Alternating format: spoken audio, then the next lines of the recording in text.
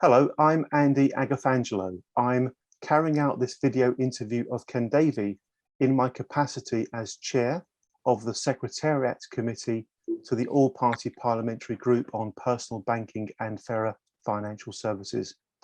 I am also, however, the founder of the Transparency Task Force, which provides the Secretariat to the All-Party Parliamentary Group. Ken, thank you very much indeed for agreeing to have this conversation with me. As you know, the conversation is being video recorded.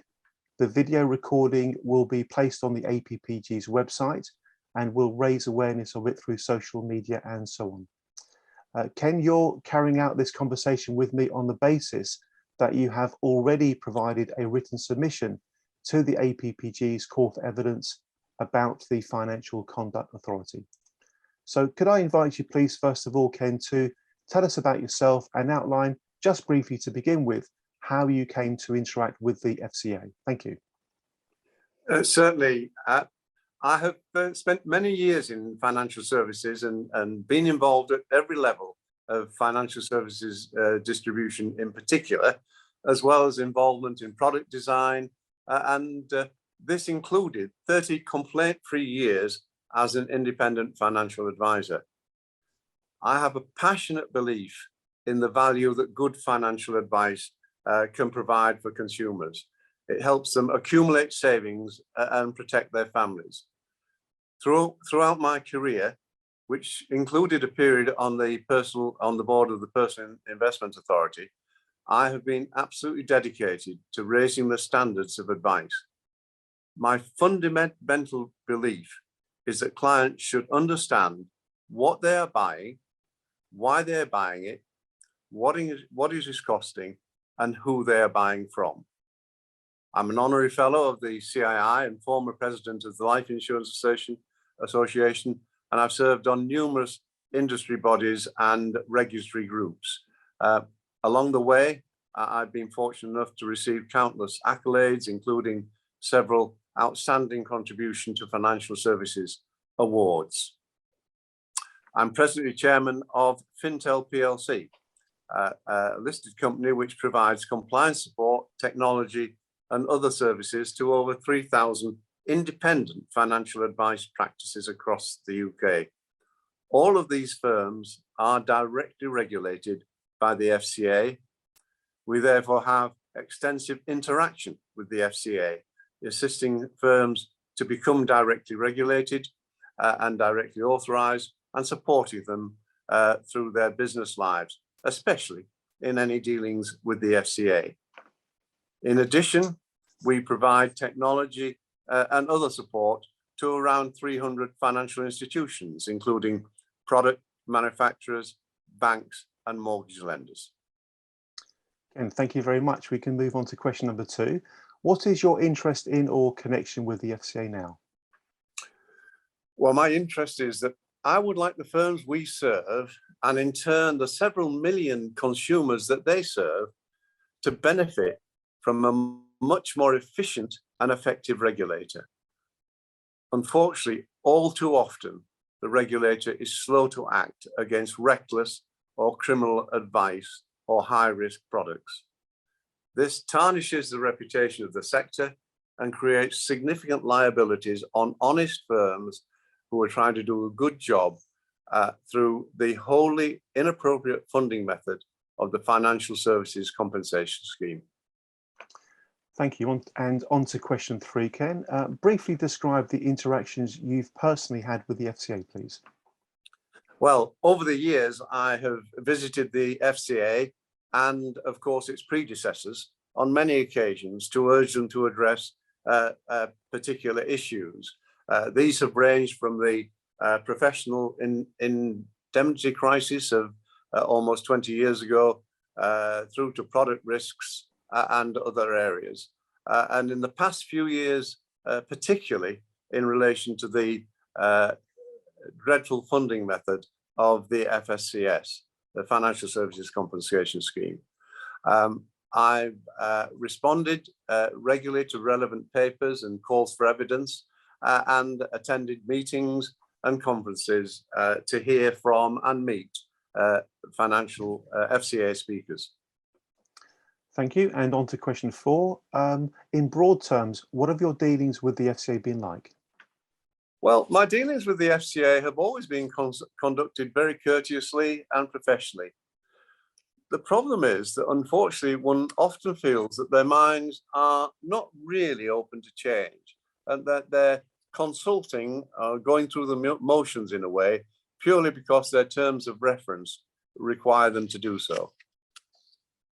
Have you ever witnessed any actions or conduct that, in your reasonable belief, breached any law, regulatory code, or applicable or relevant policy? No, not as far as I'm aware. Thank you. And on to question number 6. Have you experienced situations where interacting with the FCA has been helpful to either yourself or others? If so, please tell us about that. Well, I have. About 7 years ago, following a detailed personal submission to the FCA, which I made in respect of the flawed funding of the FSCS, I had a personal meeting with the then FCA chairman. When the FCS review was concluded, part of my proposal was adopted, which I do attribute to my submission and the related meeting with the chairman. What I'd done is I drew attention to the fact that uniquely product manufacturers in the UK of financial service products bore no responsibility for their distribution, and that 100% of the risk and cost fell on the financial advisors. This is despite the fact that advisors themselves have no possibility whatsoever of being aware of the irresponsible or criminal advisors who create the bulk of the liabilities that fall on the FCS. Product providers, on the other hand, do have a much greater knowledge of the market and therefore a greater chance of spotting wrongdoing. Indeed, they often actually issue the checks. The result of my submission and the meeting is that product providers now do contribute 25% towards the financial services compensation scheme. This contribution, frankly, is still inadequate and should be increased to 80%, with the 20% of the liability falling on advice firms to ensure that they do bear some responsibility for and cost for the advice that is given. Thank you, Ken. And on to question number 7. What are your thoughts about whether the FCA lacks the powers that it needs, or conversely, that it doesn't make good use of the powers it already has? The reality is that in general, the FCA does have the powers it needs. There is an exception in the senior managers certification regime, SMCR, which doesn't apply to appointed representatives. And my understanding is that it would require legislation for this to happen. This is quite nonsensical. A consumer has no meaningful way of being aware of the difference in responsibility between a directly authorized advisor who is taking personal responsibility of the advice that is being given, and one whose advice is not borne personally, but by his or her principal, who might be several levels away from if you like, the sharp end of delivering advice. In other areas, the FCA generally does have the powers it needs. Unfortunately, it is often far too slow to respond to issues, nor does it make some of the market intelligent that it either has or ought to have. It simply doesn't make use of the information that it could or should have. And therefore, that's a massive disappointment, and does ensure that more costs fall on the financial services compensation scheme than should. Thank you again, Ken. And on to question number 8. Have you experienced any difficulties or shortcomings in your interactions with the FCA? I think the most serious one is that the application process to become a directly regulated firm of the FCA is abysmally slow. It can take literally several months before a case officer is even nominated to look at an application. Then for the most straightforward of applications, it can take several more months before approval is granted.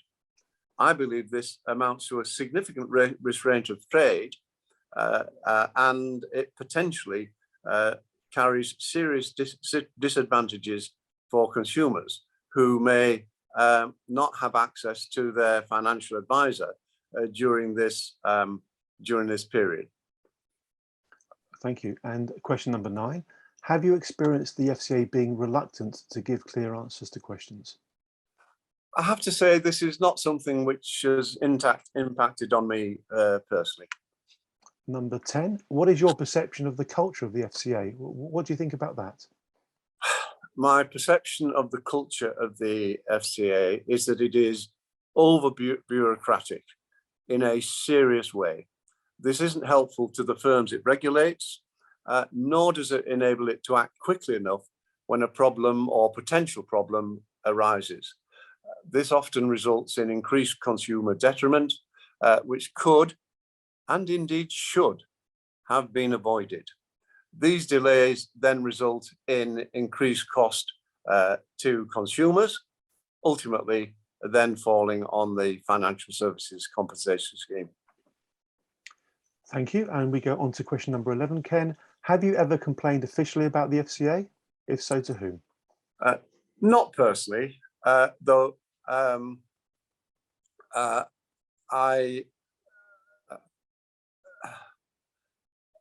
am aware that there have been complaints which have resulted in serious harm or injustice to the firms or individuals, despite these complaints being followed up on many occasions. Thank you, Ken. And question number 12. What do you think about the possibility of conflicts of interest issues at the FCA? This is very difficult to answer, because without inside knowledge as to how the FCA actually manage the information, particularly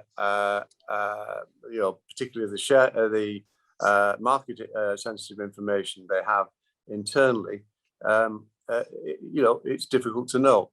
It must, however, be a serious concern when, as often happens, serious senior executives within the FCA leave the FCA, leave the regulator, and take up often very lucrative high-level roles within the private sector.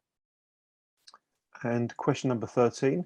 Do you believe there should be spot checks by the FCA on regulated and/or unregulated entities, perhaps similar to the spot checks by VAT inspectors? I think it's reasonable to expect that the possibility of a spot check would be a deterrent.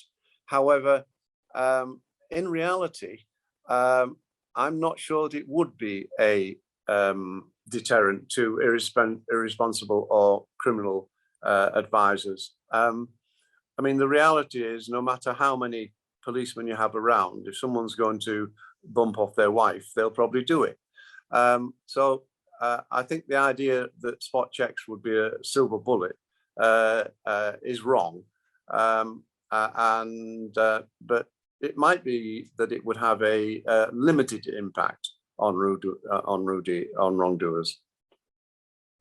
And question number 15. If you could change 3 things about the FCA, Ken, what would they be?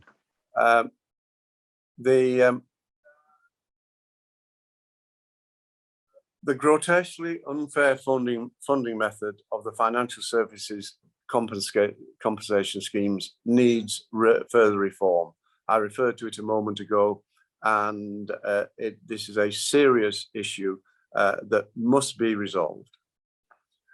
Secondly, in relation to appointed representatives, they are not presently covered by the senior managers certification regime, and I believe they should be to increase the personal responsibility. And thirdly, I think the FCA should establish a small group of financial services individuals experienced in the various sectors, half from, say, product providers and half from the advice sector. And they would then have a role of assessing the risks inherent in new products that were launched, and then advising the FCA of its potential for consumer detriment. The FCA would then have the job that it has now of regulating these new products appropriately.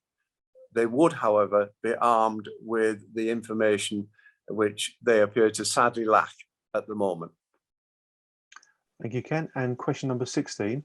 The FCA is undertaking a transformation project. Do you have any comments about that? The transformation product is broadly centered around the LCF and highlights the systemic regulatory failures. Not counting the cost of this review, however, or the cost of the redress to be borne by the taxpayer, it, in my view, is the damage to consumer confidence by the inadequacies and the inaction of the regulator in meeting its statutory objectives that really needs to be addressed. The irony is that the FCA regulates individual accountability within firms under the SMCR, but they themselves appear to be unable to identify any individuals accountable for this regulatory catastrophe.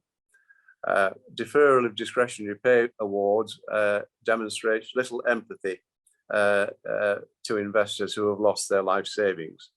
I'm afraid that this is a sad indictment of the culture as those responsible for establishing market standards. Frankly, it's too early to judge whether the right outcomes will be achieved by the transformation project. I sincerely hope that it will, but I also hope that it will be extended to other areas where regulation has clearly failed or been wholly inadequate, resulting in further consumer detriment. Thank you, Ken. And your final question, are there any other comments that you'd like to make?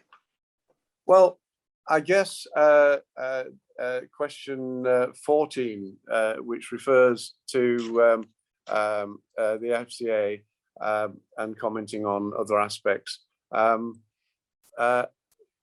Given its enormous cost and something like 4,000 staff, it does seem highly questionable as to whether it delivers value for money, either to consumers, the government, or the financial services sector. I believe there should be a root and branch review of its operation. In my view, for a regulatory system to operate well and serve the interests of all its stakeholders, it should be appropriate and proportionate to the different types of firms being regulated. It should also be simple to understand and to implement. And therefore, regulatory supervision can then be targeted at the risks within firms. The reality is, it is people within firms, not firms themselves, that cause harm. And if we look at the FCA handbook, it's a very complex document and often simply a transcript of legislation without meaningful interpretation or even basic guidance. And it's produced for all types and sizes of firms, from FTSE 100 companies to sole proprietors. It therefore seems to me to be wholly disproportionate for smaller firms. when you think that during the past 30 years of regulation, the number of individual advisors has fallen from a previous figure of around 250,000 to currently approximately 25,000. That's a 90% reduction. This isn't a sign of good regulation, nor is it a good outcome for consumers.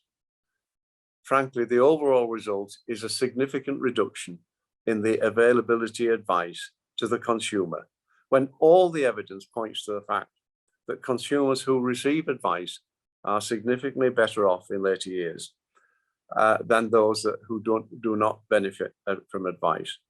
One piece of research recently said that if someone has had a financial advisor for 10 years, they were likely to be 40% better off in retirement than someone who had not received advice.